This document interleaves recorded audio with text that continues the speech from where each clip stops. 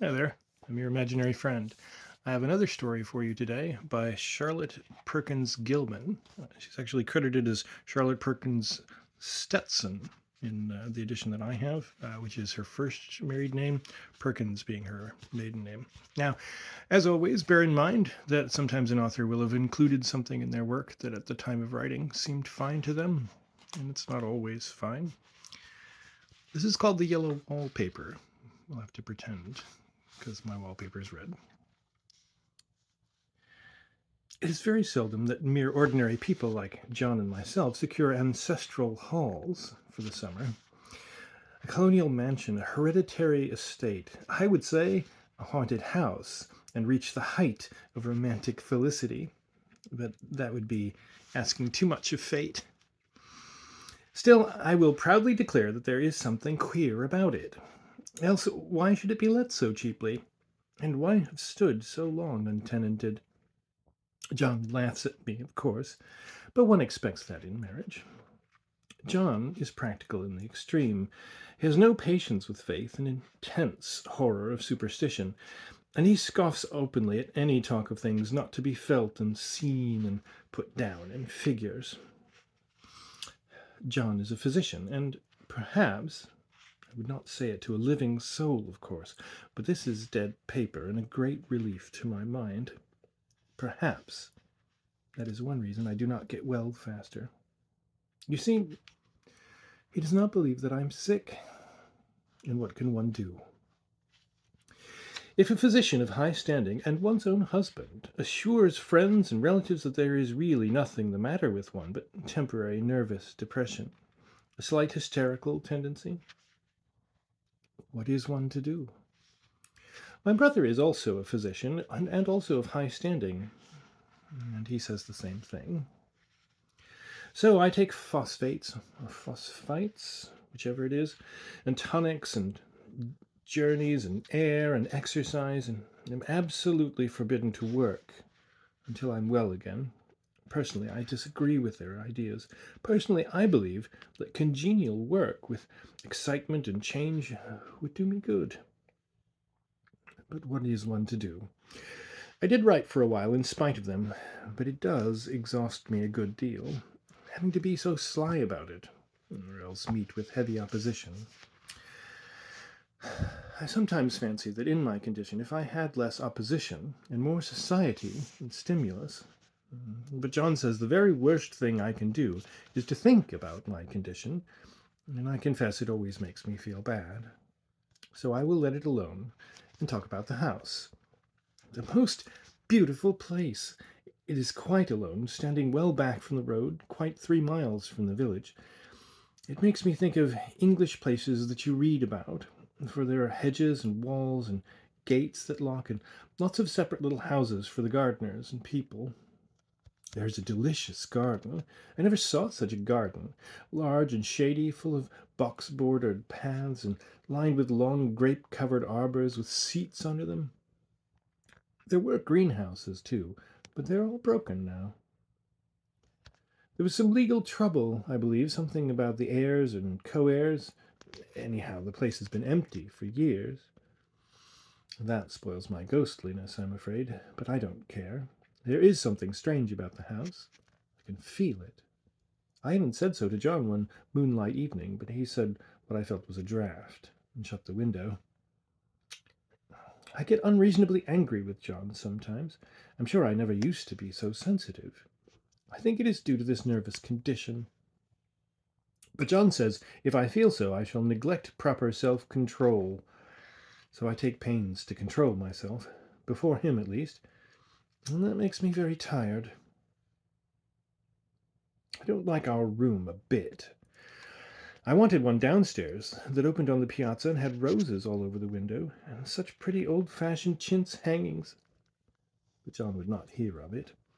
He said there was only one window and not room for 2 beds, and no near room for him if he took another. He's very careful and loving, and hardly lets me stir without special direction. I have a scheduled prescription for each hour of the day. He takes all care from me, and so I feel basely ungrateful not to value it more. He said we came here solely on my account, that I was to have perfect rest and all the air I could get. "Your exercise depends on your strength, my dear," said he, "and your food somewhat on your appetite, but air you can absorb all the time." So we took the nursery at the top of the house. It is a big, airy room, the whole floor nearly, with windows that look all ways, and air and sunshine galore. It was nursery first, and then playroom and gymnasium, I should judge, for the windows are barred for little children, and there are rings and things in the walls. The paint and paper look as if a boys' school had used it. It is stripped off, the paper, in great patches all round the head of my bed, about as far as I can reach, and in a great place on the other side of the room, low down. I never saw worse paper in my life. One of those sprawling, flamboyant patterns committing every artistic sin.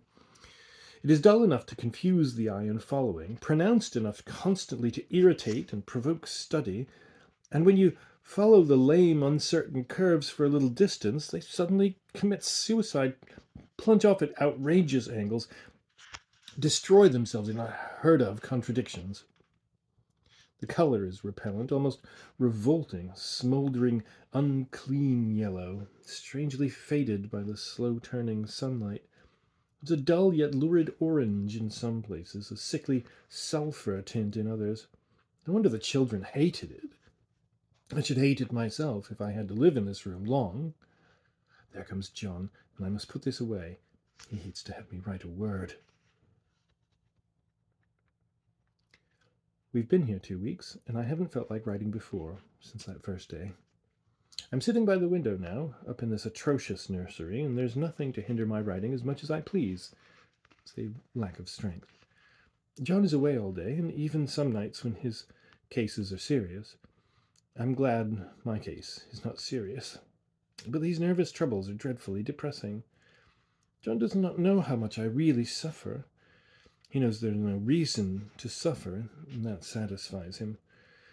Of course, it is only nervousness. It does weigh on me, so not to do my duty in any way. I meant to be such a help to John, such a real rest and comfort, and here I am, a comparative burden already. Nobody would believe what an effort it is to do what little I am able, to dress and entertain and order things. It's fortunate Mary is so good with the baby. Such a dear baby. And yet I cannot be with him. It makes me so nervous. I suppose John never was nervous in his life. He laughs at me so much about this wallpaper. At first he meant to repaper the room, but afterwards he said that I was letting it get the better of me, and that nothing was worse for a nervous patient than to give way to such fancies. He said that after the wallpaper was changed, it would be the heavy bedstead, and then the barred windows, and then that gate at the head of the stairs, and so on. "You know the place is doing you good," he said, "and really, dear, I don't care to renovate the house just for a 3 months' rental." "Then do let us go downstairs," I said. "There are such pretty rooms there." Then he took me in his arms and called me a blessed little goose, and said he would go down to the cellar if I wished, and have it whitewashed into the bargain. But he's right enough about the beds and windows and things. It is as airy and comfortable a room as anyone need wish, and of course I would not be so silly as to make him uncomfortable, just for a whim. I'm really getting quite fond of the big room. What with that horrid paper? Out of one window I can see the garden, those mysterious deep-shaded arbors, the riotous old-fashioned flowers and bushes and gnarly trees. Out of another I get a lovely view of the bay and a little private wharf belonging to the estate. There's a beautiful shaded lane that runs down there from the house. I always fancy I see people walking in these numerous paths and arbors, but John has cautioned me not to give way to fancy in the least. He says that with my imaginative power and habit of story-making, a nervous weakness like mine is sure to lead to all manner of excited fancies, and that I ought to use my will and good sense to check the tendency. So I try. I think sometimes that if I were only well enough to write a little, it would relieve the press of ideas and rest me, but I find I get pretty tired when I try. It is so discouraging not to have any advice and companionship about my work. When I get really well, John says we will ask Cousin Henry and Julia down for a long visit, but he says he would as soon put fireworks in my pillowcase as to let me have those stimulating people about now. I wish I could get well faster, but I must not think about that. This paper looks to me as if it knew what a vicious influence it had. There is a recurrent spot where the pattern lolls like a broken neck and two bulbous eyes stare at you upside down. I get positively angry with the impertinence of it, and the everlastingness. Up and down and sideways they crawl, and those absurd, unblinking eyes are everywhere. There's one place where two breadths didn't match, and the eyes go all up and down the line, one a little higher than the other. I never saw so much expression in an inanimate thing before, and we all know how much expression they have. I used to lie awake as a child and get more entertainment and terror out of blank walls and plain furniture than most children could find in a toy store. I remember what a kindly wink the knobs of our big old bureaus used to have, and there was one chair that always seemed like a strong friend. I used to feel that if any of the other things looked too fierce, I could always hop into that chair and be safe. The furniture in this room is no worse than inharmonious, however, for we had to bring it all from downstairs. I suppose when this was used as a playroom, they had to take the nursery things out, and no wonder. I never saw such ravages as the children have made here. The wallpaper, as I said before, is torn off in spots, and it sticketh closer than a brother. They must have had perseverance as well as hatred. Then the floor is scratched and gouged and splintered. The plaster itself is dug out here and there, and this great heavy bed, which is all we found in the room, looks as if it had been through the wars.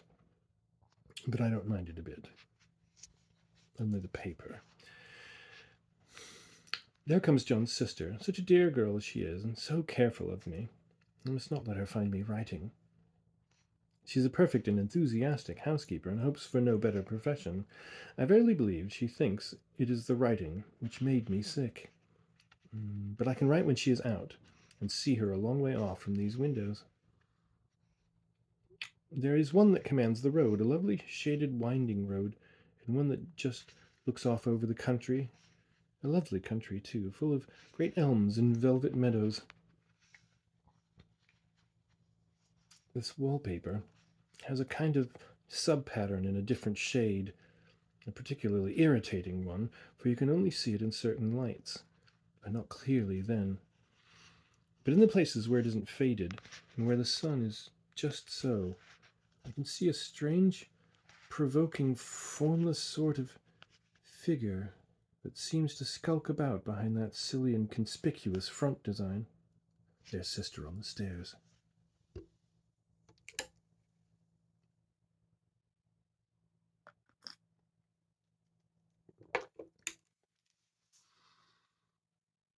Well, the 4th of July is over.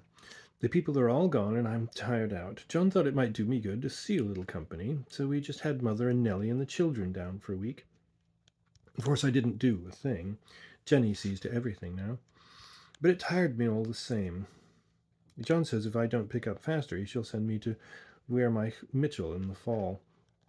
But I don't want to go there at all. I had a friend who was in his hands once, and she says he's just like John and my brother, only more so. Besides, it's such an undertaking to go so far. I don't feel as if it was worthwhile to turn my hand over for anything, and I'm getting dreadfully fretful and querulous. I cry at nothing, and cry most of the time.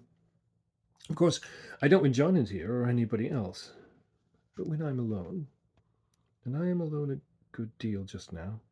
John is kept in town very often by serious cases, and Jenny is good and lets me alone when I want her to. So I walk a little in the garden or down that lovely lane, sit on the porch under the roses, and lie down up here a good deal. I'm getting really fond of the room, in spite of the wallpaper.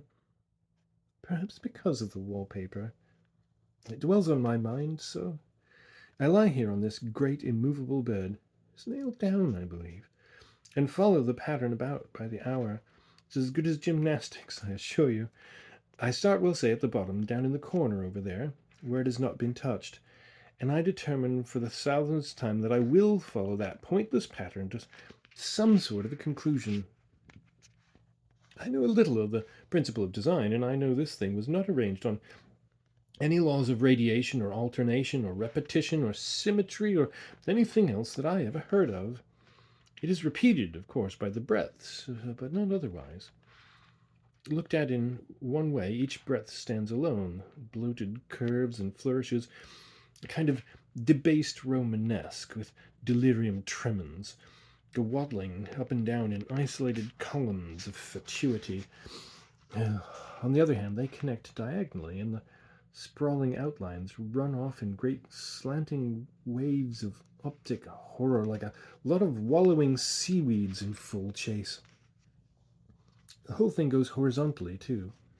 At least it seems so, and I exhaust myself in trying to distinguish the order of its going in that direction. They've used a horizontal breadth for a frieze, and that adds wonderfully to the confusion. There's one end of the room where it is almost intact, and there, when the cross lights fade and the low sun shines directly upon it, I can almost fancy radiation, after all. The interminable grotesques seem to form around a common center and rush off in headlong plunges of equal distraction. It makes me tired to follow it. I'll take a nap, I guess.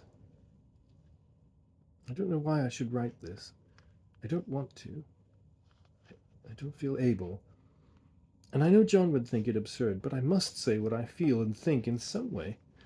It is such a relief. But the effort is getting to be greater than the relief. Half the time now I'm awfully lazy and lie down ever so much. John says I mustn't lose my strength, and has me take cod liver oil and lots of tonics and things, to say nothing of ale and wine and rare meat. Dear John, he loves me very dearly and hates to have me sick. I tried to have a real, earnest, reasonable talk with him the other day, and tell him how I wish he would let me go and make a visit to Cousin Henry and Julia. But he said I wasn't able to go, nor able to stand it after I got there, and I did not make out a very good case for myself. I was crying before I finished. It is getting to be a great effort for me to think straight. Just this nervous weakness, I suppose. And dear John gathered me up in his arms and just carried me upstairs and laid me on the bed and sat by me and read to me until it tired my head. He said I was his darling and his comfort and all he had, and that I must take care of myself for his sake and keep well. He says no one but myself can help me out of it, and that I must use my will and self-control and not let any silly fancies run away with me. There's one comfort. The baby is well and happy, and does not have to occupy this nursery with the horrid wallpaper. If we had not used it, that blessed child would have. What a fortunate escape. Why, I wouldn't have a child of mine, an impressionable little thing, live in such a room for worlds. I never thought of it before, but it is lucky that John kept me here after all. I can stand it so much easier than a baby, you see. Of course, I never mention it to them anymore. I'm too wise. But I keep watch of it all the same. There are things in that paper that nobody knows but me, or ever will. Behind that outside pattern, the dim shapes get clearer every day. It is always the same shape, only very numerous, and it is like a woman stooping down and creeping about behind that pattern. I don't like it a bit. I begin to think, I wish John would take me away from here. It's so hard to talk with John about my case, because he is so wise, and because he loves me so. But I tried it last night. It was moonlight. The moon shines in all around, just as the sun does. I hate to see it sometimes. It creeps so slowly, and always comes in by one window or another. John was asleep, and I hated to waken him, so I kept still and watched the moonlight on that undulating wallpaper till I felt creepy. The faint figure behind seemed to shake the pattern, just as if she wanted to get out. And I got up softly and went to feel and see if the paper did move. And when I came back, John was awake. "What is it, little girl?" he said. "Don't go walking about like that. You'll get cold." I thought it was a good time to talk, so I told him that I really was not gaining here, and that I wished he would take me away. Why, darling, said he, our lease will be up in 3 weeks, and I can't see how to leave before. The repairs are not done at home, and I cannot possibly leave town just now. Of course, if you were in any danger, I could and would, but you really are better, dear, whether you can see it or not. I am a doctor, dear, and I know. You are gaining flesh and color, your appetite is better. I feel really much easier about you. I don't weigh a bit more, said I, nor as much, and my appetite may be better in the evening when you're here, but it's worse in the morning when you're away. Bless her little heart, said he, with a big hug. She shall be as sick as she pleases. But now let's improve the shining hours by going to sleep, and talk about it in the morning. And you won't go away? I asked gloomily. Why, how can I, dear?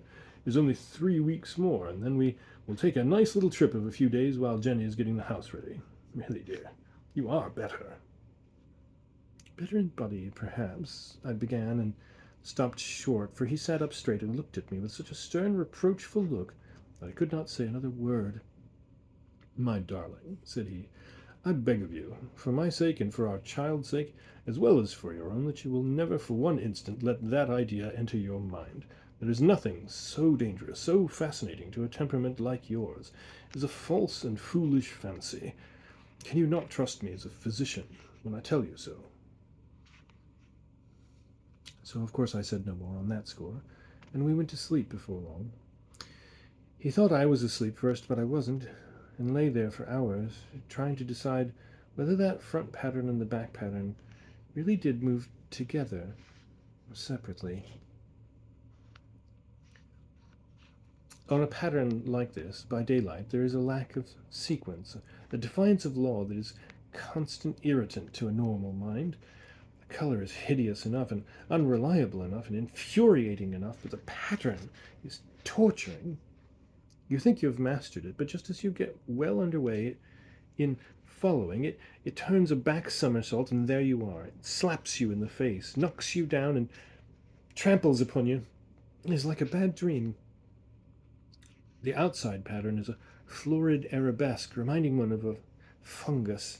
If you can imagine a toadstool in joints, an interminable string of toadstools budding and sprouting in endless convolutions, well, that is something like it. That is, sometimes. There's one marked peculiarity about this paper, a thing nobody seems to notice but myself, and that is that it changes as the light changes. When the sun shoots in through the east window, I always watch for that first long straight ray. It changes so quickly that I can never quite believe it. That is why I watch it always. By moonlight, the moon shines in all night when there is a moon. I wouldn't know it was the same paper.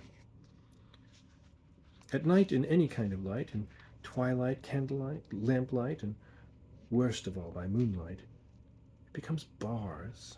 The outside pattern, I mean, and the woman behind it is as plain as can be. I didn't realize for a long time what the thing was that showed behind that dim sub-pattern, but now I am quite sure it is a woman. By daylight, she is subdued, quiet. I fancy it is the pattern that keeps her so still. It is so puzzling. It keeps me quiet by the hour. I lie down ever so much now. John says it is good for me, and to sleep all I can. Indeed, he started the habit by making me lie down for an hour after each meal. It's a very bad habit, I'm convinced, for you see, I don't sleep. And that cultivates deceit, for I don't tell them I'm awake. Oh no. The fact is that I'm getting a little afraid of John. He seems very queer sometimes, and even Jenny has an inexplicable look. It strikes me occasionally just as a scientific hypothesis that perhaps it is the paper. I've watched John when he did not know I was looking, and seen him come into the room suddenly on the most innocent excuses, and I've caught him several times looking at the paper. And Jenny, too. I caught Jenny with her hand on it once.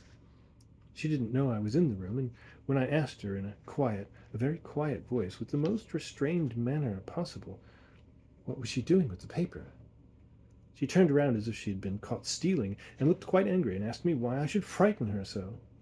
Then she said that the paper stained everything it touched, and that she had found yellow smooches on all my clothes and John's, and she wished we would be more careful.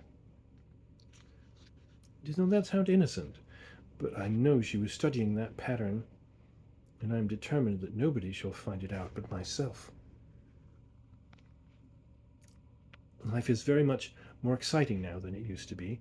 You see, I have something more to expect, to look forward to watch.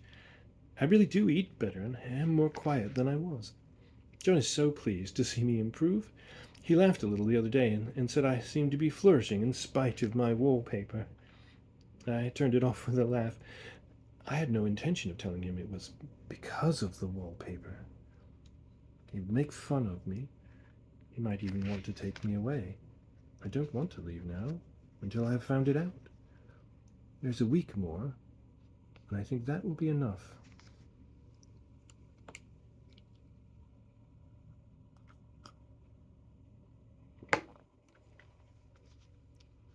I'm feeling ever so much better. I don't sleep much at night, for it is so interesting to watch developments. But I sleep a good deal in the daytime. In the daytime, it's tiresome and perplexing. There are always new shoots on the fungus and new shades of yellow all over it. I cannot keep count of them, though I have tried conscientiously. It's the strangest yellow, that wallpaper. It makes me think of all the yellow things I ever saw. Not beautiful ones like buttercups, but old, foul, bad yellow things. But there is something else about that paper. The smell. I noticed it the moment we came into the room, but with so much air and sun it was not bad. Now we've had a week of fog and rain, and whether the windows are open or not, the smell is here. It creeps all over the house. I find it hovering in the dining room, skulking in the parlor, hiding in the hall, lying in wait for me on the stairs. It gets into my hair. Even when I go to ride, if I turn my head suddenly and surprise it, there's that smell. Such a peculiar odor, too. I spent hours in trying to analyze it, to find what it smelled like. It's not bad at first, and very gentle, but quite the subtlest, most enduring odor I ever met. In this damp weather it is awful. I wake up in the night and find it hanging over me. It used to disturb me at first. I thought seriously of burning the house to reach the smell. But now I'm used to it. The only thing I can think of that it is like is the color of the paper. A yellow smell. There's a very funny mark on this wall, low down, near the mopboard. A streak that runs round the room. It goes behind every piece of furniture except the bed. A long, straight, even smooch, as if it had been rubbed over and over. I wonder how it was done, and who did it, and what they did it for. Round and round and round, round and round and round. It makes me dizzy. I really have discovered something at last. Through watching so much at night, when it changes so, I have finally found out. The front pattern does move, and no wonder. The woman behind shakes it.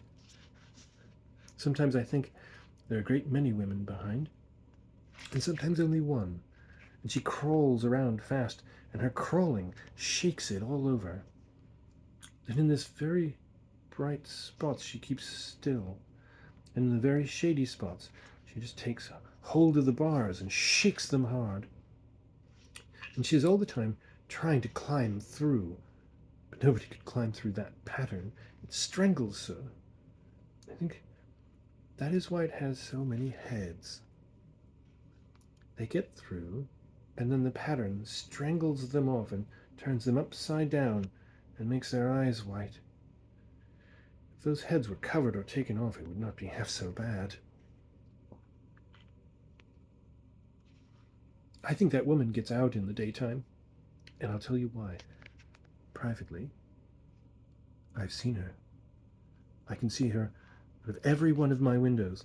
It is the same woman, I know, for she was always creeping, and most women do not creep by daylight.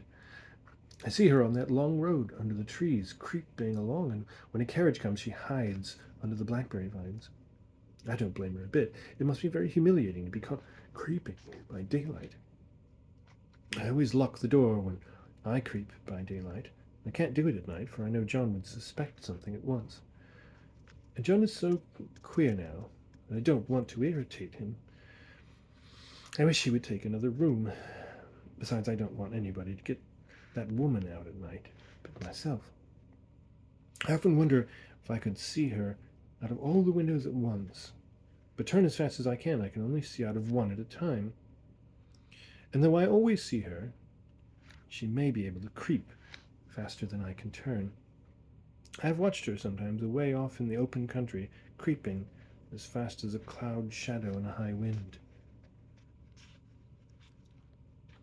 If only that top pattern could be gotten off from the under one. I mean to try it, little by little. I found out another funny thing, but I shan't tell it this time. It does not do to trust people too much.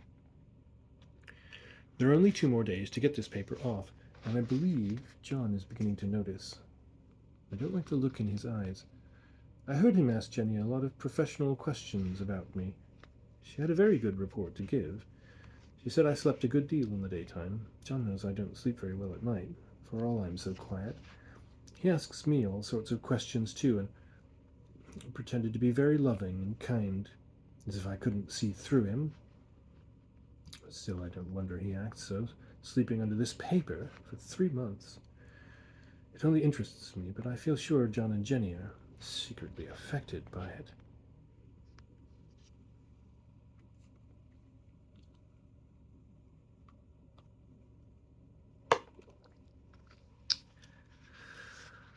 Hurrah!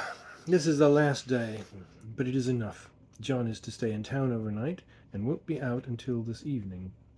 Jenny wanted to sleep with me, the sly thing, but I told her I should undoubtedly rest better for a night all alone. That was clever, for really I wasn't alone a bit. As soon as it was moonlight and that poor thing began to crawl and shake the pattern, I got up and ran to help her. I pulled and she shook.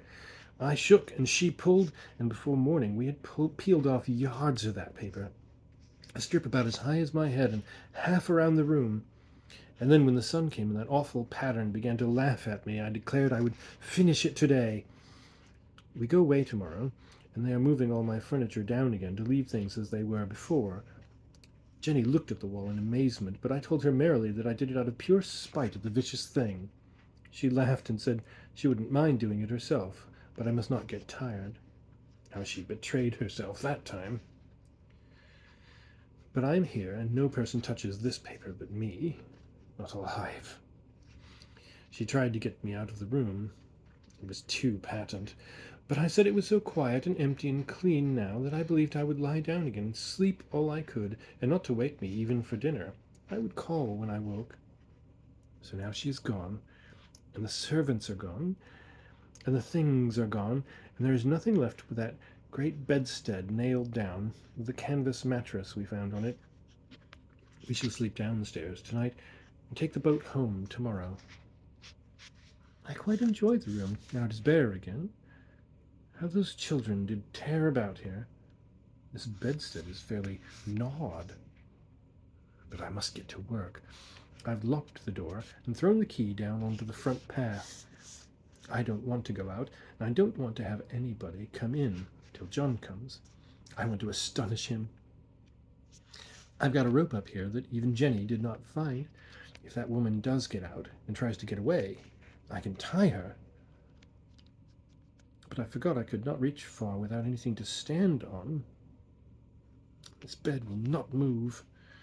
I tried to lift and push it until I was lame, and then I got so angry I bit off a little piece at one corner, but it hurt my teeth. Then I peeled off all the paper I could reach, standing on the floor. It sticks horribly, and the pattern just enjoys it. All those strangled heads and bulbous eyes and waddling fungus growths just shriek with derision. I'm getting angry enough to do something desperate. To jump out of the window would be admirable exercise, but the bars are too strong even to try. Besides, I wouldn't do it, of course not. I know well enough that a step like that is improper and might be misconstrued. I don't like to look out of the windows even. But there are so many of those creeping women. They creep so fast. I wonder if they all come out of that wallpaper, as I did. But I am securely fastened now by my well-hidden rope. You don't get me out in the road there. I suppose I shall have to get back behind the pattern when it comes night, and that is hard. It is so pleasant to be out in this great room and creep around as I please. I don't want to go outside. I won't, even if Jenny asks me to. For outside you have to creep on the ground, and everything is green instead of yellow. But here I can creep smoothly on the floor, and my shoulder just fits into that long smooch around the wall, so I cannot lose my way. Why, there's John at the door. It's no use, young man. You can't open it. How he does call and pound. Now he's crying for an axe. It would be a shame to break down that beautiful door. John, dear, said I in the gentlest voice, the key is down by the front steps, under a plantain leaf. That silenced him for a few moments. Then he said, very quietly indeed, open the door, my darling. I can't, said I. The key is down by the front door, under a plantain leaf. And then I said it again, several times, very gently and slowly, and said it so often that he had to go and see. But he got it, of course, and came in. He stopped short by the door. What is the matter? He cried. For God's sake, what are you doing? I kept on creeping just the same, but I looked at him over my shoulder.